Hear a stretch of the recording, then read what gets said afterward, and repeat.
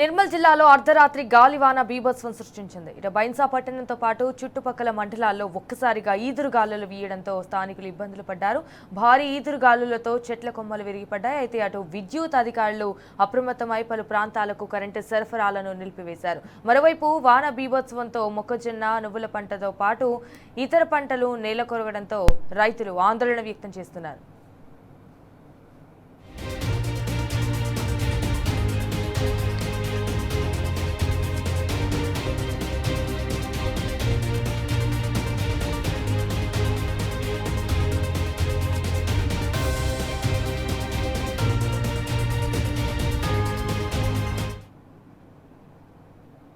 బాగా గాలి ఇవ్వడం వల్ల మొత్తం మొక్కలన్నీ భూమి కూరడం జరిగింది. అందువల్ల మొత్తం ఇంకా 2 తడిలు అట్లా ఇచ్చే పరిస్థితి ఉంది. కాబట్టి ఇప్పుడు మొత్తం వర్షంకి అడ్డం పడ్డాయి. కాబట్టి ఈ పంట నష్ట పరిహారం గవర్నమెంట్ ఆదుకోవాలని చెప్పేసి ఎక్కడైతే చేన్లు ఉన్నాయో అక్కడ వచ్చి కూడా సర్వే చేసి కూడా చూడొచ్చు. ఎందుకోసం అటువంటి పరిస్థితి జరిగింది. మొత్తం ఎక్కువ శాతం అయితే గాలికి మొత్తం మొక్కలన్నీ భూమి కొరగడం జరిగింది. రైతుల పరిస్థితి ఎంతో బాధాకరంగా ఉంది. గవర్నమెంట్ కూడా ఆదుకోవాలని చెప్పేసి కోరడం జరుగుతుంది.